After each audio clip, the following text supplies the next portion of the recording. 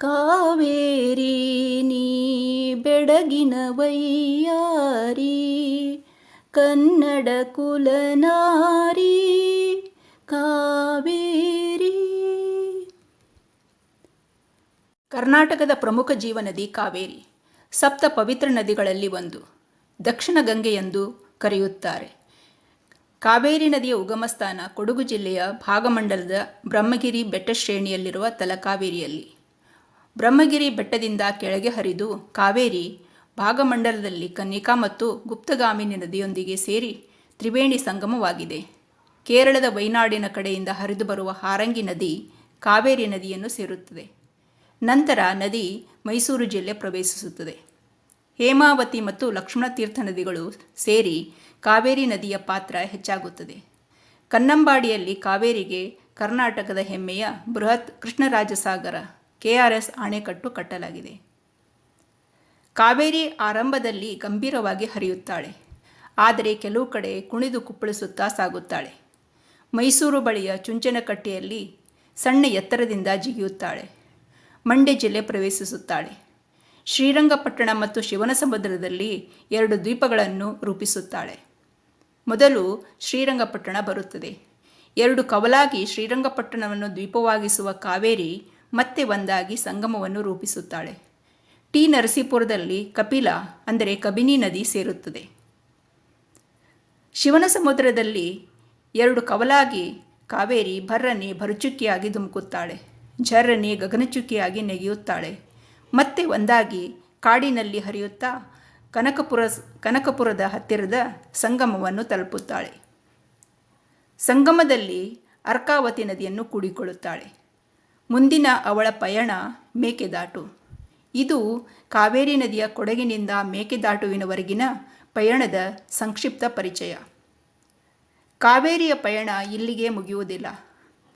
ತಮಿಳುನಾಡಿನಲ್ಲಿ ಹರಿದು ಗಂಗೆಯ ಹಾಗೆ ಮುಖಜುಮುವಿಯನ್ನು ನಿರ್ಮಿಸಿ ಕೊನೆಗೆ ಮಯಿಲಾಡುತುರೈ ಜಿಲ್ಲೆಯ ಪುಂಪುಹಾರ್ನಲ್ಲಿ ಬಂಗಾಳಕೊಲ್ಲಿ ಸಮುದ್ರವನ್ನು ಸೇರುತ್ತಾಳೆ.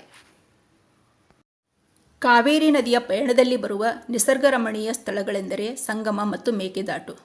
ಸಂಗಮ ಮತ್ತು ಮೇಕೆದಾಟು ಈ 2 ಸ್ಥಳಗಳು ಬೆಂಗಳೂರಿನಿಂದ 1 ದಿನದಲ್ಲಿ ಹೋಗಿ ಬರಬಹುದಾದಂಥ ಪ್ರೇಕ್ಷಣೀಯ ಸ್ಥಳಗಳು. ಕನಕಪುರ ಸಂಗಮ ಮತ್ತು ಮೇಕೆದಾಟುವಿಗೆ ಹತ್ತಿರವಿರುವ ಪಟ್ಟಣ. ಇಲ್ಲಿಂದ ಸಂಗಮ ಸುಮಾರು 37 ಕಿಲೋಮೀಟರ್. ಸಂಗಮಕ್ಕೆ ಹೋಗಿಯೇ ಮೇಕೆದಾಟುವಿಗೆ ಹೋಗಬೇಕು. ಕನಕಪುರ ಬೆಂಗಳೂರಿನಿಂದ ಸುಮಾರು 55 ಕಿಲೋಮೀಟರ್ ದೂರ ಇದೆ. ಬೆಂಗಳೂರಿನಿಂದ ಕನಕಪುರ ರಸ್ತೆಯು ಚೆನ್ನಾಗಿದೆ. ಬೆಂಗಳೂರಿನಿಂದ KSRTC ಅಲ್ಲದೆ BMTC ಬಸ್ಸುಗಳು ಕೂಡ ಸಾಕಷ್ಟು ಇವೆ. ಬೆಂಗಳೂರಿನ KR ಮಾರ್ಕೆಟ್ನಿಂದ KSRTC ಬಸ್ಸುಗಳು ಬನಶಂಕರಿ ಸರ್ಕಲ್ ಮಾರ್ಗವಾಗಿ ಕನಕಪುರಕ್ಕೆ ಹೋಗುತ್ತವೆ. ಕನಕಪುರದಿಂದ ಸಂಗಮಕ್ಕೆ KSRTC ಬಸ್ಸುಗಳು ಜಾಸ್ತಿ ಇಲ್ಲ. ಖಾಸಗಿ ಬಸ್ಸುಗಳು ಈ ಮಾರ್ಗದಲ್ಲಿ ಇಲ್ಲ. ಸ್ವಂತ ವಾಹನದಲ್ಲಿ ಸಂಗಮ ಮೇಕೆದಾಟುವಿಗೆ ಹೋಗುವುದು ಅನುಕೂಲಕರವಾಗಿರುತ್ತದೆ. ಕನಕಪುರ ಅರ್ಕಾವತಿ ನದಿ ದಂಡೆಯಲ್ಲಿರುವ ಕರ್ನಾಟಕದ ರಾಮನಗರ ಜಿಲ್ಲೆಗೆ ಸೇರಿದ ಒಂದು ಪಟ್ಟಣ. ಈ ತಾಲೂಕಿನಲ್ಲಿ ಅರಣ್ಯ ಪ್ರದೇಶ ಬಹಳ ವಿಶಾಲವಾಗಿದ್ದು ಬನ್ನೇರುಘಟ್ಟ ರಾಷ್ಟ್ರೀಯ ಉದ್ಯಾನವನದ ಸುಮಾರು ಅರ್ಧದಷ್ಟು ಭಾಗ ಕನಕಪುರದಲ್ಲಿದೆ. ಕೋಡಿಹಳ್ಳಿ ವನ್ಯಜೀವಿ ವಲಯ, ಹಾರೋಹಳ್ಳಿ ವನ್ಯಜೀವಿ ವಲಯ ಇದರ ವಿಭಾಗಗಳು ಹಾಗೂ ಕಾವೇರಿ ವನ್ಯಜೀವಿ ಧಾಮದ 2 ಪ್ರಮುಖ ವಲಯಗಳನ್ನು ಒಳಗೊಂಡಿದೆ. ಅವುಗಳೆಂದರೆ ಸಂಗಮ ವನ್ಯಜೀವಿ ವಲಯ, ಮುಗ್ಗೂರು ವನ್ಯಜೀವಿ ವಲಯ. ಕನಕಪುರ ಸಂಗಮ ದಾರಿಗುಂಟ ಹಸಿರು ಹೊದೆದ ಬೆಟ್ಟಗಳು, ಹಬ್ಬಿದ ತೆಂಗಿನ ಮರಗಳ ಸಾಲು, ದಾರಿ ಸವಿದುದೇ ಗೊತ್ತಾಗೋದಿಲ್ಲ. ಕನಕಪುರದಿಂದ ಸಾತನೂರು, ಆಲಹಳ್ಳಿ, ಉಯಂಬಳ್ಳಿಗಳ ಮಾರ್ಗದಲ್ಲಿ ಬರುವ ಕೆಲವು ಗ್ರಾಮಗಳು. ಈ ದಾರಿಯಲ್ಲಿ ನಿಮಗೆ ಅರ್ಕಾವತಿ ನದಿಯ ಚುಂಚಿ ಜಲಪಾತಕ್ಕೆ ದಾರಿ ತೋರಿಸುವ ನಾಮಫಲಕ ನೋಡಬಹುದು. ನನಗೆ ಈ ಸ್ಥಳ ನೋಡಲು ಆಗಲಿಲ್ಲ. ಸಂಗಮ ರಾಮನಗರ ಜಿಲ್ಲೆಯ ಕನಕಪುರ ತಾಲೂಕಿನಲ್ಲಿರುವ ಒಂದು ಸಣ್ಣ ಹಳ್ಳಿ. ರಾಮನಗರದಿಂದ 60 ಕಿಲೋಮೀಟರ್ ದೂರದಲ್ಲಿದೆ. ಕನಕಪುರದಿಂದ 37 ಕಿಲೋಮೀಟರ್. ಇದು ಮಾಹಳ್ಳಿ ಪಂಚಾಯಿತಿ ವ್ಯಾಪ್ತಿಗೆ ಬರುತ್ತದೆ. ಇದು ಬೆಂಗಳೂರಿನಿಂದ 59 ಕಿಲೋಮೀಟರ್ ದೂರದಲ್ಲಿದೆ. ಸಂಗಮವು ಉತ್ತರಕ್ಕೆ ರಾಮನಗರ ತಾಲೂಕು, ಪೂರ್ವಕ್ಕೆ ತಳ್ಳಿ ತಾಲೂಕು, ಪಶ್ಚಿಮಕ್ಕೆ ಚನ್ನಪಟ್ಟಣ ತಾಲೂಕು, ದಕ್ಷಿಣಕ್ಕೆ ಮದ್ದೂರು ತಾಲೂಕುಗಳಿಂದ ಸುತ್ತುವರೆದಿದೆ.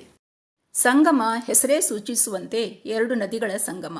ಇದು ಕಾವೇರಿ ಮತ್ತು ಅರ್ಕಾವತಿ ನದಿಗಳ ಸಂಗಮ. ಕನಕಪುರದ ಮಾರ್ಗವಾಗಿ ಅರ್ಕಾವತಿ ನದಿ ಸುಮಾರು 32 ಕಿಲೋಮೀಟರ್ ಮೈದಾನ ಪ್ರದೇಶದಲ್ಲಿ ಹರಿದು ಕಡೆಗೆ ತಾಲೂಕಿನ ದಕ್ಷಿಣದ ಪ್ರದೇಶವಾದ ಅರಣ್ಯವನ್ನು ಹೊಕ್ಕು ಕಾವೇರಿಯನ್ನು ಸಂಗಮದಲ್ಲಿ ಸೇರುತ್ತದೆ. ಸಂಗಮದಲ್ಲಿ ಶ್ರೀ ಸಂಗಮೇಶ್ವರ ದೇವಾಲಯವಿದೆ. ಸಂಗಮೇಶ್ವರ ದೇಗುಲ ಪುಟ್ಟದಾಗಿದ್ದರೂ ಸ್ವಚ್ಛ ಹಾಗೂ ಸುಂದರವಾಗಿದೆ. ಮೇಕೆದಾಟುವಿಗೆ ಹೋಗಬೇಕೆಂದರೆ ನದಿ ದಾಟಿ ಹೋಗಬೇಕು. ಮಳೆಗಾಲದಲ್ಲಿ ಸಂಗಮದಲ್ಲಿ ನೀರು ಅಪಾಯದ ಮಟ್ಟ ತಲುಪುವುದರಿಂದ ನದಿ ದಾಟಲು ಆಗುವುದಿಲ್ಲ. ಪ್ರವಾಸಿಗರು ಸಂಗಮ ಮತ್ತು ಮೇಕೆದಾಟುವಿಗೆ ಹೋಗಲು ಸರಿಯಾದ ಸಮಯವೆಂದರೆ ಅಕ್ಟೋಬರ್ದಿಂದ ಮಾರ್ಚ್ವರೆಗೆ. ನಾನು ಹೋದದ್ದು ನವೆಂಬರ್ನಲ್ಲಿ. ಸಂಗಮದಲ್ಲಿ ದಡದ ಹತ್ತಿರ 4-5 ಅಡಿ ನೀರಿತ್ತು. ಆದರೆ ನದಿಯ ಮಧ್ಯಭಾಗದಲ್ಲಿ ಆಳವಿದ್ದು ನೀರಿನ ಸೆಳೆತ ಹೆಚ್ಚಿತ್ತು.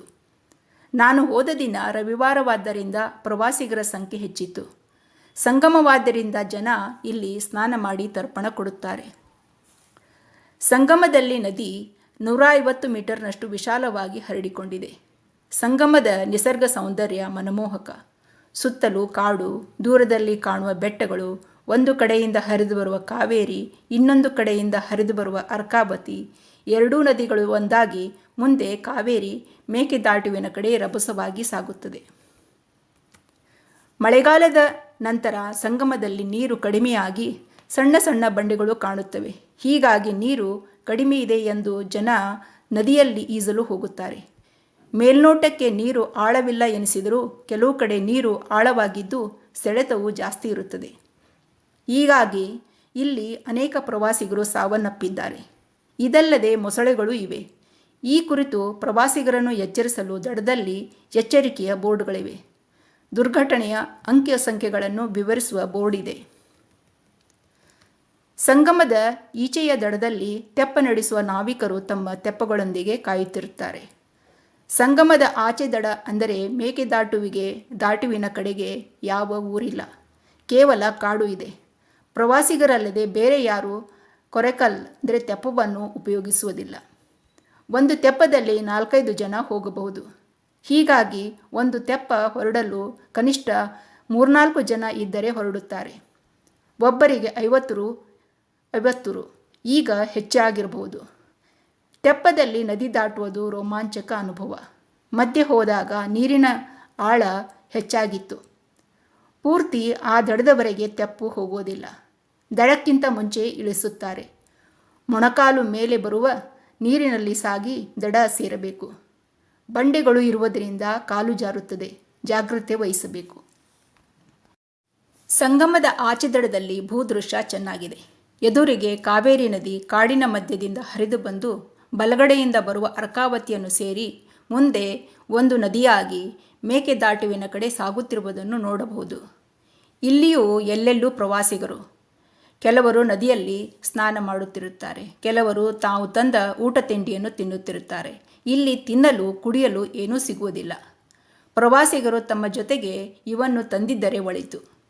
ಮೇಕೆದಾಟುವಿಗೆ ಜನ ಪಿಕ್ನಿಕ್ಗಾಗಿ ಕುಟುಂಬ ಸಮೇತ ಇಲ್ಲಿ ಗುಂಪು ಕೂಡಿಕೊಂಡು ಬರುತ್ತಾರೆ. ನದಿಯ ದಡದಿಂದ ಸ್ವಲ್ಪ ಮೇಲಕ್ಕೆ ಬಂದರೆ ಬಸ್ಸು ನಿಲ್ಲುವ ಜಾಗ. ಸಂಗಮದ ಆಚೆ ದಡದಿಂದ ಮೇಕೆದಾಟು ಸುಮಾರು 4 ಕಿಲೋಮೀಟರ್.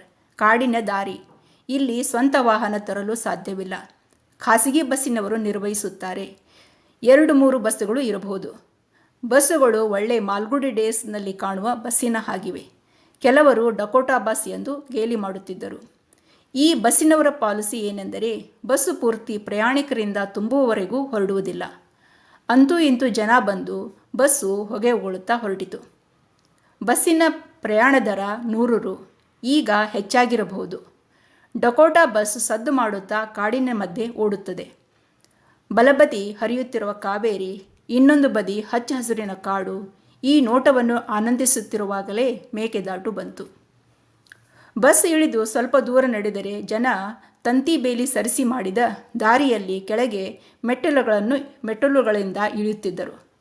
ಅರಣ್ಯ ಇಲಾಖೆಯವರು ಜನ ಕೆಳಗೆ ಇಳಿಯದಂತಿರಲು ಬೇಲಿ ಹಾಕಿದ್ದಾರೆ. ಆದರೆ ಪ್ರವಾಸಿಗರು ಕೇಳಬೇಕಲ್ಲ. ಮೇಲೆ ನಿಂತು ನೋಡಿದರೆ ನದಿ ಕಾಣುವುದೇ ಇಲ್ಲ. ಎಲ್ಲಿಂದ ನದಿ ಬರುತ್ತದೆ ಎಂದು ಗೊತ್ತಾಗುವುದಿಲ್ಲ. ಕೇವಲ ನಾವು ನಿಂತ ಎಡಗಡೆ ನದಿ ಹರಿದು ಹೋಗುವುದನ್ನಷ್ಟೇ ಕಾಣಬಹುದು. ಸುತ್ತೆಲ್ಲ ಬೆಟ್ಟಗುಡ್ಡಗಳು, ಹಚ್ಚ ಹಸಿರಿನ ಕಾಡು. ಕೆಳಗೆ ನೋಡಿದರೆ ಕಲ್ಲು ಚಪ್ಪಡಿ ಹಾಸಿದ್ದಾರೇನೋ ಎನ್ನುವಂತಿದೆ. ನದಿ ಕಾಣುವುದೇ ಇಲ್ಲ.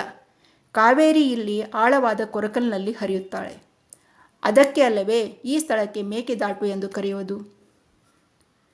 ಮೇಕೆದಾಟು ಎಂಬ ಹೆಸರು ಹೇಗೆ ಬಂದಿತು ಎನ್ನುವುದಕ್ಕೆ ಒಂದು ರೋಚಕ ಘಟನೆಯು ಪ್ರಚಲಿತದಲ್ಲಿದೆ. ಮೇಕೆ ಪ್ಲಸ್ ದಾಟು, ಮೇಕೆದಾಟು. ಇದು ಕನ್ನಡ ಪದ. ಮೇಕೆ ಎಂದರೆ ಆಡು. ಮೇಕೆದಾಟು ಎಂದರೆ ಕನ್ನಡದಲ್ಲಿ ಮೇಕೆಯ ಜಿಗಿತ ಇಲ್ಲ ಮೇಕೆಯ ದಾಟುವಿಕೆ ಎಂದು ಅರ್ಥ. ಇಂಗ್ಲಿಷ್ನಲ್ಲಿ ಗೋಟ್ ಸ್ಲೀಪ್ ಎಂದು ಅರ್ಥ.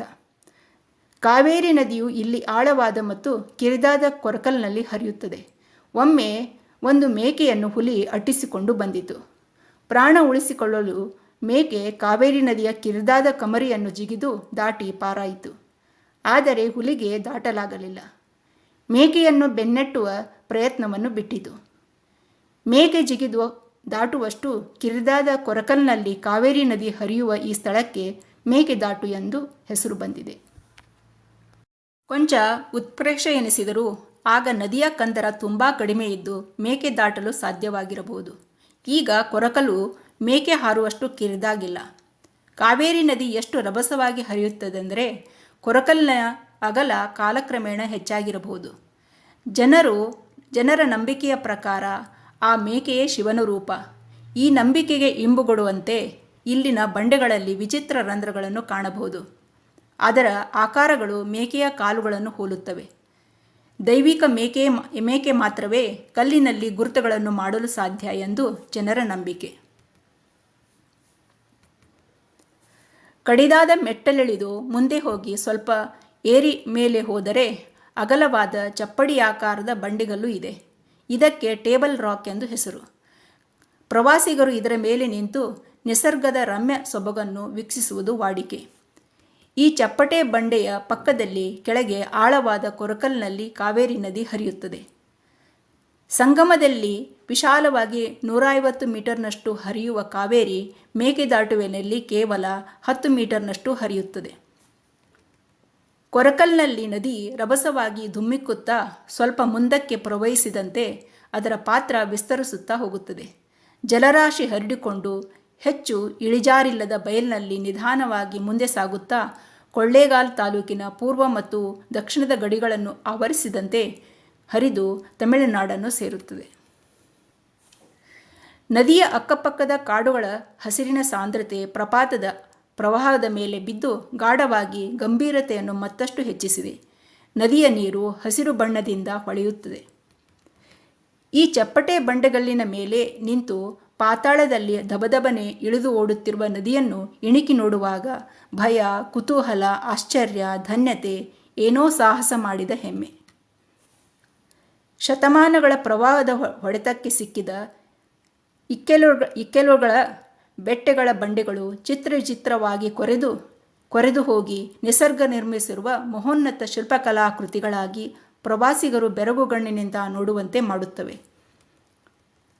ಪ್ರವಾಸಿಗರು ತಮ್ಮಲ್ಲಿ ಓ ಅಗೋ, ಆ ಬಂಡೆಯ ಮೇಲೆ ಕಲಾಕೃತಿ ಮೇಕೆಯ ಕಾಲಿನಂತೆ ಕಾಣುತ್ತಿದೆಯಲ್ಲ, ಏ ಇಲ್ಲಿ ನೋಡೋ, ಈ ರಚನೆ ಚಂದ್ರನ ಮೇಲ್ಮೈಯಂತಿದೆಯಲ್ಲ, ಹೀಗೆ ತಮ್ಮದೇ ಆದ ಕಲ್ಪನೆಯ ವಿವರಗಳನ್ನು ನೀಡುತ್ತಿದ್ದರು. ನದಿಯ ನೀರಿನ ಅಗಾಧ ಶಕ್ತಿಯ ಮತ್ತು ನಿರಂತರ ಪ್ರಯತ್ನದ ಒಳಹರಿವು ನಮಗಾಗುತ್ತದೆ. ಆಗ ಓದಿದ ಒಂದು ಕೋಟ್ಸ್ನ ನೆನಪಾಯಿತು. A river cuts through rock, not because of its power but because of its persistence. ನದಿಯು ಬಂಡೆಯ ಮೂಲಕ ಹರಿಯುತ್ತದೆ, ಅದರ ಶಕ್ತಿಯಿಂದಲ್ಲ, ಆದರೆ ಅದರ ನಿರಂತರತೆಯಿಂದಾಗಿ. ಪ್ರವಾಸಿಗರು ಈ ಜಾಗದಲ್ಲಿ ತುಂಬ ಎಚ್ಚರಿಕೆಯಿಂದ ಇರಬೇಕು. ಬಂಡೆಗಳು ಜಾರುತ್ತವೆ. ನದಿಯನ್ನು ಇಣುಕಿ ನೋಡುವಾಗ ಆಯತಪ್ಪಿ ಬೀಳುವ ಸಾಧ್ಯತೆ ಇದೆ. ಅದರಲ್ಲೂ ಯುವಜನತೆ ಸೆಲ್ಫಿ ತೆಗೆದುಕೊಳ್ಳುವ ಹುಚ್ಚಿನಲ್ಲಿ ಅಪಾಯಕ್ಕೆ ಸಿಲುಕುತ್ತಾರೆ. 2018ರಲ್ಲಿ 2 ಸಾಫ್ಟ್ವೇರ್ ಇಂಜಿನಿಯರ್ಗಳು ಸೆಲ್ಫಿ ತೆಗೆದುಕೊಳ್ಳಲು ಹೋಗಿ ನದಿಗೆ ಬಿದ್ದು ಪ್ರಾಣ ಕಳೆದುಕೊಂಡಿದ್ದಾರೆ. ನದಿ ಇಳಿಜಾರಿನಲ್ಲಿ ರಭಸವಾಗಿ ಹರಿಯುತ್ತಾ ಹೊಗೇನಕಲ್ನಲ್ಲಿ ಅನೇಕ ಜಲಪಾತಗಳಾಗಿ ಧುಮುಕುತ್ತದೆ. ಹೀಗಾಗಿ ನದಿಯಲ್ಲಿ ಕೊಚ್ಚಿಕೊಂಡು ಹೋದವರ ದೇಹ ಸಿಗುವುದೂ ಕಷ್ಟ. ಚಪ್ಪಡಿ ಆಕಾರದ ಬಂಡೆಯ ಮೇಲೆ ದೊಡ್ಡದೊಂದು ಕುಳಿ ಇದೆ. ನಾನು ಈ ಮೊದಲು ಹೇಳಿದೆನಲ್ಲ, ಇಲ್ಲಿ ನದಿ ರಚಿಸಿದ ಶಿಲಾರಚನೆಗಳು ಪ್ರವಾಸಿಗರಿಗೆ ಅನೇಕ ಕಲ್ಪನೆಗಳನ್ನು ತರುತ್ತದೆ.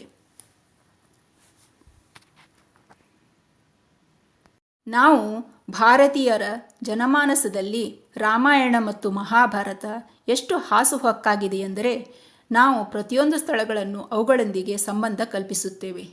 ನಾವು ಅಂಥ ಪೌರಾಣಿಕ ಜಾಗಗಳನ್ನು ಹೆಚ್ಚು ಕುತೂಹಲಭರಿತರಾಗಿ ನೋಡುತ್ತೇವೆ. ನಾನು ಸುಮ್ಮನೆ ಕುಳಿಯನ್ನು ಇಣುಕಿ ನೋಡುತ್ತಿದ್ದ ಒಂದು ಗುಂಪಿಗೆ ಇಲ್ಲಿ ಪಾಂಡವರು ತಮ್ಮ ವನವಾಸ ಕಾಲದಲ್ಲಿ ಬಂದಿದ್ದರು. ಈ ಕುಳಿ ದ್ರೌಪದಿ ಉಪ್ಪಿನಕಾಯಿ ಹಾಕಿಡಲು ಬಳಸುವ ಕಲ್ಲಿನ ಭರಣಿ ಎಂದು ಹೇಳಿದೆ. ಜನರೆಲ್ಲ ಕುಳಿಯಲ್ಲಿ ಬಗ್ಗಿ ನೋಡಿದ್ದು. ಮುಂದೆ ನಡೆದದ್ದು ಕೇಳಿ. ನಾನು ಮೇಕೆದಾಟು ನೋಡಿ ವಾಪಸ್ಸು ಬರುವಾಗ ಬಸ್ಸಿನಲ್ಲಿ ಒಬ್ಬ ಮಹಿಳೆ ಯಾರದೋ ಜೊತೆ ಮೊಬೈಲ್ನಲ್ಲಿ ಜೋರಾಗಿ ಮಾತನಾಡುತ್ತಿದ್ದರು. ಅಮ್ಮ, ನೀನು ಬರಬೇಕಾಗಿತ್ತಮ್ಮ. ಅದೇನು ಪುಣ್ಯಕ್ಷೇತ್ರವೇ ಎಂದು ಕೇಳುತ್ತಿದ್ದೀಯಲ್ಲ. ಅಮ್ಮ, ಇಲ್ಲಿ ಪಾಂಡವರು ಬಂದಿದ್ದರಂತೆ. ದ್ರೌಪದಿ ಉಪ್ಪಿನಕಾಯಿ ಹಾಕಿಡಲು ಬಳಸುವ ಕಲ್ಲಿನ ಭರಣಿ ಇದೆ ಅಮ್ಮ ಅಂತೆಲ್ಲ ಹೇಳುತ್ತಿದ್ದಳು. ನಾನು ಸುಮ್ಮನೆ ಹೇಳಿದ್ದು ಇಷ್ಟೊಂದು ಗಂಭೀರವಾಗಿ ತೆಗೆದುಕೊಳ್ಳಲ್ಪಡುತ್ತದೆ ಎಂದು ಅನಿಸಿರಲಿಲ್ಲ. ಆದರೆ ಈ ಪ್ರಸಂಗ ಮುಖದಲ್ಲಿ ಮುಗುಳುನಗೆಯನ್ನು ತರಿಸಿತು. ಮೇಕೆದಾಟುವಿನ ನಿಸರ್ಗ ಸೌಂದರ್ಯ ನೋಡುತ್ತಾ ಶರಪಂಜರ ಚಿತ್ರದ ಹಾಡಿನ ಈ ಸಾಲು ನೆನಪಾಯಿತು. ಹಾಲಿನ ಅಲೆಯಾಗಿ ಆಡೋಳೆ ಕಾವೇರಿ ನೀ, ಬಾಳಿನ ಸೂಬಾಲೆ ಹಾಡೋಳೆ, ಚಿನ್ನದ ನಾಡಿನ ಹೊನ್ನಾಳೆ ಕಾವೇರಿ ನೀ, ನವರಸವಾಹಿನಿ ಗಿರಿಬಾಲೆ, ಕೊಡಗಿನ ಕಾವೇರಿ ಕಾವೇರಿ ನೀ, ಬೆಡಗಿನ ವೈಯಾರಿ ಕನ್ನಡ ಕುಲನಾರಿ ಕಾವೇರಿ.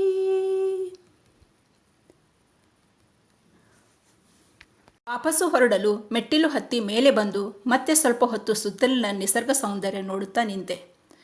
ಕಾವೇರಿ ಮೇಕೆದಾಟು ನಂತರ ಕೊಳ್ಳೇಗಾಲ್ ತಮಿಳುನಾಡು ಗಡಿ ಪ್ರದೇಶದ ಹೊಗೇನಕಲ್ನಲ್ಲಿ ತಮಿಳುನಾಡನ್ನು ಪ್ರವೇಶಿಸುತ್ತಾಳೆ. ಕಾವೇರಿ ದುಡುದುಡು ತಮಿಳುನಾಡಿನ ಕಡೆ ಓಡುವ ಪರಿ ನೋಡಿ ಯಾಕಿಷ್ಟು ಅವಸರ ಇವಳಿಗೆ ಎಂದೆನಿಸಿತು. ಮೇಲೆ ಒಂದು ತಂಗುದಾಣವಿದೆ. ಪ್ರವಾಸಿಗರು ಅಲ್ಲಿ ಊಟದ ವ್ಯವಸ್ಥೆ ಮಾಡುತ್ತಿದ್ದರು. ಈ ಸ್ಥಳದಲ್ಲಿ ನೀರು, ಆಹಾರ ಸಿಗುವುದಿಲ್ಲ ನಿಜ. ಆದರೆ ಕೆಲವು ಬೇಜವಾಬ್ದಾರಿ ಪ್ರವಾಸಿಗರು ತಾವು ಉಪಯೋಗಿಸಿದ ವಸ್ತುಗಳನ್ನು ಒಂದು ಕಡೆ ಹಾಕದೆ ಅಲ್ಲಿ ಇಲ್ಲಿ ಬಿಸಾಡಿ ಹೋಗುತ್ತಾರೆ. ನಮಗೆಲ್ಲ ಖುಷಿ ಕೊಡುವ ನಮ್ಮ ನಿಸರ್ಗ ಹಾಗೂ ಪರಿಸರವನ್ನು ಕಾಪಾಡುವುದು ನಮ್ಮ ಕರ್ತವ್ಯವಲ್ಲವೇ? ಇರುವ 2 ಬಸ್ಸುಗಳು ಜನರನ್ನು ಅಲ್ಲಿಂದ ಇಲ್ಲಿಗೆ, ಇಲ್ಲಿಂದ ಅಲ್ಲಿಗೆ ಕರೆದುಕೊಂಡು ತಲುಪಿಸುತ್ತಿರುತ್ತವೆ. ಹೀಗಾಗಿ ಹೆಚ್ಚು ಹೊತ್ತು ಬಸ್ಸಿಗೆ ಕಾಯಬೇಕಾಗಿಲ್ಲ. ಮೇಕೆದಾಟುವಿನ ಈಚೆಯ ದಡಕ್ಕೆ ಬಂದೆವು. ಮೇಕೆದಾಟು ನೋಡಿ ಬಂದ ಪ್ರವಾಸಿಗರು ಸಂಗಮದ ಈ ದಡದಲ್ಲಿ ಕುಳಿತು ಊಟ ಮಾಡುತ್ತಾರೆ. ಇಲ್ಲಿ ಬೇರುಗಳು ಹೊರಕ್ಕೆ ಕಾಣುತ್ತಿರುವ 2 ಮರಗಳು ನದಿಯ ದಂಡೆಯ ಮೇಲಿದ್ದು ಪರಿಸರಕ್ಕೆ ಒಂದು ರೀತಿಯ ವಿಲಕ್ಷಣ ಸೌಂದರ್ಯ ತಂದಿವೆ. ಮರಗಳ ಕೆಳಗೆ ಪುಟ್ಟ ದೇಗುಲ ಇದೆ. ಮೇಕೆದಾಟುವಿಗೆ ಎಲ್ಲ ದಿನಗಳಲ್ಲಿ ಬೆಳಿಗ್ಗೆ 8:30ರಿಂದ ಸಂಜೆ 5:30 ನಡುವೆ ಭೇಟಿ ನೀಡಬಹುದು. ತೆಪ್ಪ, ಕೊರೆಕಲ್ ಮತ್ತು ಬಸ್ ಸೇವೆಗಳು 5:30 ನಂತರ ಇರುವುದಿಲ್ಲ. ಸಾರ್ವಜನಿಕರಿಗೆ ಮೇಕೆದಾಟುವಿನಲ್ಲಿ ಉಳಿದುಕೊಳ್ಳುವ ಅನುಮತಿ ಇರುವುದಿಲ್ಲ. ಮೇಕೆದಾಟುವಿನಲ್ಲಿ ಒಂದು ಫಲಕವಿದೆ. ಇದರಲ್ಲಿ ಈ ರೀತಿ ಬರೆದಿದೆ: ಅವಧೂತ ದತ್ತ ಪೀಠಾಧಿಪತಿ ಪರಮಪೂಜ್ಯ ಮೈಸೂರಿನ ಶ್ರೀ ಶ್ರೀ ಸಚ್ಚಿದಾನಂದ ಸ್ವಾಮೀಜಿ ಅವರು ಮೇ 26, 1942ರಂದು ಮೇಕೆದಾಟುವಿನ ಈ ಪವಿತ್ರ ಸ್ಥಳದಲ್ಲಿ ಜನಿಸಿದರು. ಶ್ರೀ ಗಣಪತಿ ಸಚ್ಚಿದಾನಂದ ಸ್ವಾಮೀಜಿ ಅವರ ಆಶ್ರಮ ಮೈಸೂರಿನಲ್ಲಿದೆ. ಶ್ರೀ ಸ್ವಾಮೀಜಿಯವರು ಸ್ಥಾಪಿಸಿದ ಶುಕವನ ಪಕ್ಷಿಧಾಮ ಮತ್ತು ಪಕ್ಷಿಗಳ ಪುನರ್ವಸತಿ ಕೇಂದ್ರವಾಗಿದೆ. ಮೇಕೆದಾಟುವಿಗೆ ಪ್ರಯಾಣ ಮಾಡುವವರಿಗೆ ಸಲಹೆಗಳು: ಮಳೆಗಾಲದಲ್ಲಿ ಹೋಗಲು ಸಾಧ್ಯವಿಲ್ಲ. ಅಕ್ಟೋಬರ್ನಿಂದ ಡಿಸೆಂಬರ್ವರೆಗೆ ಹೋದರೆ ಒಳಿತು. ಬೇಸಿಗೆಯಲ್ಲಿ ಮೇಕೆದಾಟುವಿನಲ್ಲಿ ಕಡಿಮೆ ನೀರು ನಿಮ್ಮನ್ನು ನಿರಾಶೆಗೊಳಿಸಬಹುದು. ಸಂಗಮ ಮತ್ತು ಮೇಕೆದಾಟು ವಾರದ ಎಲ್ಲ ದಿನಗಳಲ್ಲಿ ಭೇಟಿ ನೀಡಬಹುದು. ಕೆಲವು ಅಂಗಡಿಗಳು ಮತ್ತು ತಿನ್ನಲು ರೆಸ್ಟಾರೆಂಟ್ಗಳು ಇದ್ದರೂ ಇಲ್ಲಿಗೆ ಭೇಟಿ ನೀಡುವಾಗ ನಿಮ್ಮ ಊಟ ಮತ್ತು ನೀರಿನ ಬಾಟಲ್ಗಳನ್ನು ನಿಮ್ಮೊಂದಿಗೆ ಕೊಂಡೊಯ್ಯುವುದು ಒಳ್ಳೆಯದು. ಹಲವಾರು ಎಚ್ಚರಿಕೆ ಡೇಂಜರ್ ಸೈನ್ ಬೋರ್ಡ್ಗಳಿವೆ, ಅವುಗಳನ್ನು ಅನುಸರಿಸಿ. ನೀರಿನಲ್ಲಿ ಸುಳಿಗಳು ಮತ್ತು ಮೊಸಳೆಗಳು ಇವೆ, ಎಚ್ಚರಿಕೆ. ಮಕ್ಕಳೊಂದಿಗೆ ಪ್ರಯಾಣಿಸುತ್ತಿದ್ದರೆ ಕಾಳಜಿ ವಹಿಸಿ ಮತ್ತು ಅವರನ್ನು ಒಂಟಿಯಾಗಿ ಬಿಡಬೇಡಿ. ಕೊರಕಲ್ ಬಳಸಿ ನದಿಯನ್ನು ದಾಟಲು ನೀವು ರೌಂಡ್ ಟ್ರಿಪ್ಪಿಗೆ ಒಂದು ವ್ಯಕ್ತಿಗೆ ಶುಲ್ಕವನ್ನು ಪಾವತಿಸಬೇಕಾಗುತ್ತದೆ. ಒಮ್ಮೆ ಮೇಕೆದಾಟುವಿಗೆ ಹೋಗಿ ಬರಲು ಬಸ್ಸಿಗೆ ಶುಲ್ಕ ಪಾವತಿಸಬೇಕಾಗುತ್ತದೆ. ಛಾಯಾಗ್ರಹಣಕ್ಕೆ ಶುಲ್ಕವಿಲ್ಲ. ಮೇಕೆದಾಟು ತಲುಪುವ ಬಗೆ: ವಿಮಾನಯಾನ, ಹತ್ತಿರದ ವಿಮಾನ ನಿಲ್ದಾಣ ಬೆಂಗಳೂರು. ರೈಲು, ಬೆಂಗಳೂರು ರಾಮನಗರ ಹತ್ತಿರದ ರೈಲ್ವೆ ಸ್ಟೇಷನ್. ಬಸ್, ಕನಕಪುರ ಹತ್ತಿರದ ಬಸ್ ನಿಲ್ದಾಣ. ಮೇಕೆದಾಟು ಇತ್ತೀಚೆಗೆ ಸುದ್ದಿಯಲ್ಲಿದೆ. 67.16 TMC ಸಂಗ್ರಹ ಸಾಮರ್ಥ್ಯದ ಅಣೆಕಟ್ಟನ್ನು ಮೇಕೆದಾಟುವಿನಲ್ಲಿ ಬೆಂಗಳೂರಿಗೆ ಕುಡಿಯುವ ನೀರಿಗಾಗಿ ನಿರ್ಮಿಸುವ ಯೋಜನೆ ನಡೆಯುತ್ತಿದೆ. ಕರ್ನಾಟಕ ಸರ್ಕಾರದ ಈ ಯೋಜನೆಯನ್ನು ತಮಿಳುನಾಡು ವಿರೋಧ ವ್ಯಕ್ತಪಡಿಸಿದೆ. ಮೇಕೆದಾಟು ಯೋಜನೆ ಅಂತಾರಾಜ್ಯ ಮಟ್ಟದಲ್ಲಿ ಕಾನೂನು ಸ್ವರೂಪದಲ್ಲಿ ನಡೆಯುತ್ತಿದ್ದ ವಿವಾದ ಈಗ ರಾಜಕೀಯ ಆಯಾಮ ಪಡೆದುಕೊಂಡಿದೆ. ಮೇಕೆದಾಟು ಯೋಜನೆಗೆ ಕಾನೂನು ಸಮ್ಮತಿ ಸಿಕ್ಕರೂ ಕೇಂದ್ರ ಪರಿಸರ ಇಲಾಖೆ ಇನ್ನೂ ಗ್ರೀನ್ ಸಿಗ್ನಲ್ ನೀಡಿಲ್ಲ. ಕಾರಣ, ಮೇಕೆದಾಟು ಯೋಜನೆಯಿಂದ 3181.9 ಹೆಕ್ಟೇರ್ ಕಾವೇರಿ ವನ್ಯಜೀವಿ ಅಭಯಾರಣ್ಯದ ಪ್ರದೇಶ ಹಾಗೂ 1869.5 ಹೆಕ್ಟೇರ್ ಅರಣ್ಯ ಭೂಮಿ ಹಾನಿಗೊಳಗಾಗುವ ಸಾಧ್ಯತೆ ಇದೆ. ಯೋಜನೆ ಜಾರಿಯಾಗಿ ಭಾರೀ ಪ್ರಮಾಣದಲ್ಲಿ ಅರಣ್ಯ ಪ್ರದೇಶ